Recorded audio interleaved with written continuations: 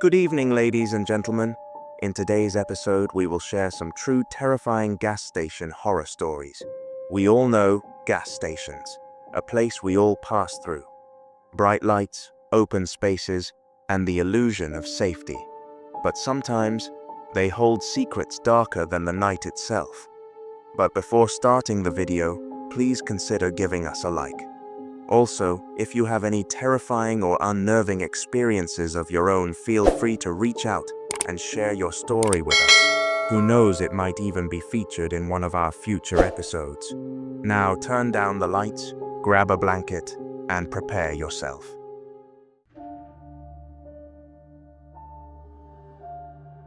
Jason wasn't supposed to be on this stretch of highway so late at night. He had stayed longer than planned at his parents' house, losing track of time over dinner and catching up. Now, with only the dim glow of his headlights lighting the empty road ahead, he regretted not leaving earlier. When the gas tank warning light dinged, Jason cursed under his breath.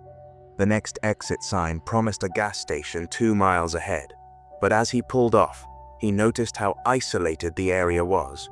No houses, no other cars, just the dark outline of trees against the night sky. The gas station appeared like a mirage, its flickering lights barely cutting through the darkness.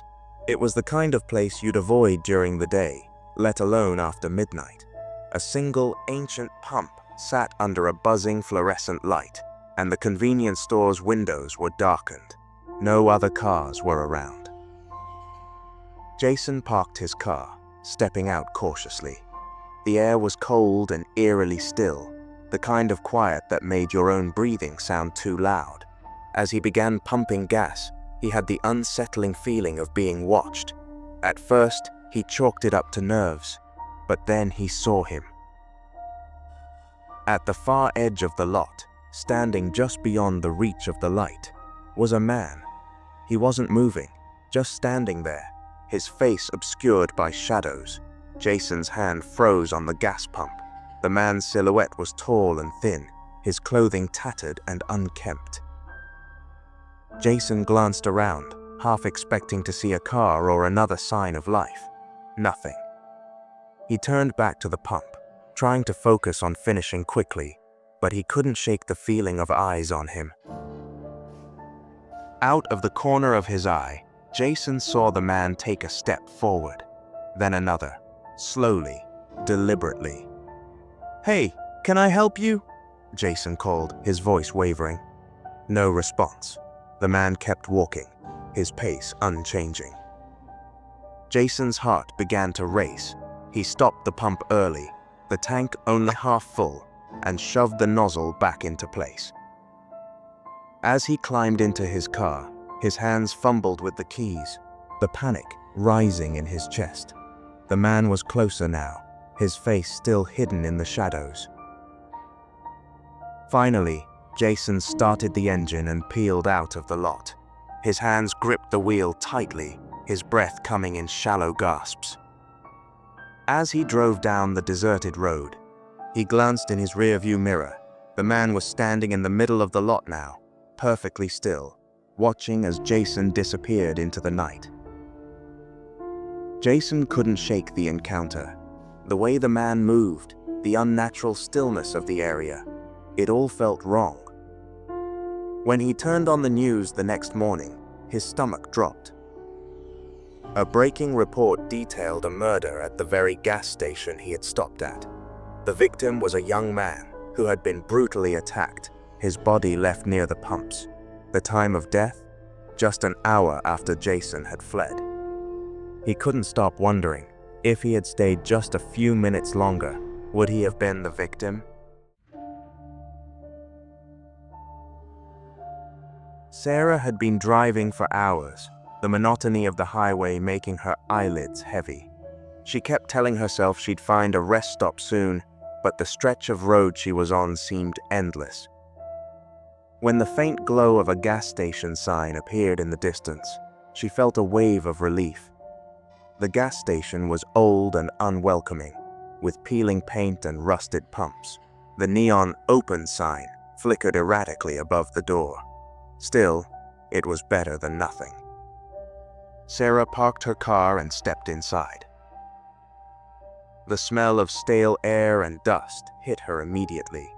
The convenience store was poorly lit, the shelves sparsely stocked. Behind the counter stood an older man with a gaunt face and sunken eyes.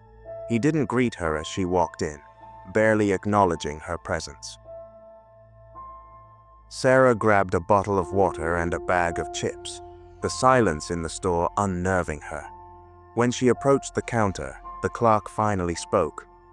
"You driving alone?" he asked, his voice low and gravelly. Sarah hesitated. Something about his tone made her uneasy. "Yeah," she said cautiously. The man stared at her for a long moment before saying, "You shouldn't be out here this late. Get what you need and go. Don't stick around." Sarah managed a weak smile and quickly paid, eager to leave. As she walked back to her car, she glanced over her shoulder. The clerk was still standing behind the counter, watching her through the dirty glass. Back on the road, Sarah couldn't shake the strange encounter. She kept looking in her rearview mirror, half expecting to see something or someone following her. When she glanced back at the gas station one last time, her stomach twisted. The lights were off, and the building looked abandoned. The neon sign was gone, and the windows were boarded up. It didn't make sense. She had just been there minutes ago. The next day, Sarah shared the story with a coworker, expecting them to laugh it off. Instead, their face turned pale. "That station burned down years ago," they said. "The owner died in the fire." Sarah felt her blood run cold. She could still see the clerk's face in her mind, his warning replaying in her head.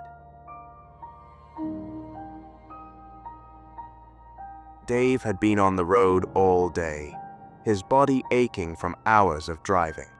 When he spotted the glowing sign of a 24-hour gas station, he decided to stop for coffee and a snack.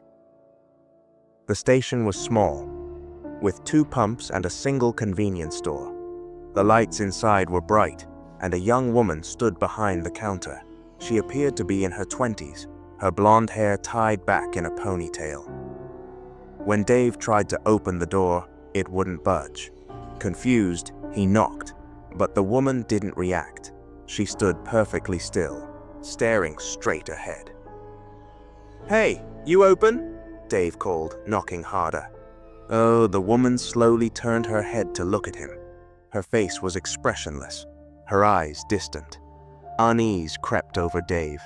He stepped back, scanning the empty lot for any other signs of life. As he returned to his truck, he heard a faint tapping on the passenger window. Startled, he turned to see the woman standing there. Her face was pale, and her eyes were wide with fear. "Help me," she mouthed silently. Before Dave could react, a dark figure appeared behind her, grabbing her by the shoulders and yanking her back toward the store. Dave jumped out of his truck, his heart racing. By the time he reached the door, the woman was gone. The store was dark, the shelves covered in dust. It looked like it hadn't been used in years. Shaking, Dave called the police. When they arrived, they found signs of a struggle inside: broken glass, overturned shelves, and bloodstains. But there was no sign of the woman. Weeks later, Dave heard a rumor from a fellow trucker about a clerk who had gone missing from that very station years ago. Her case was never solved,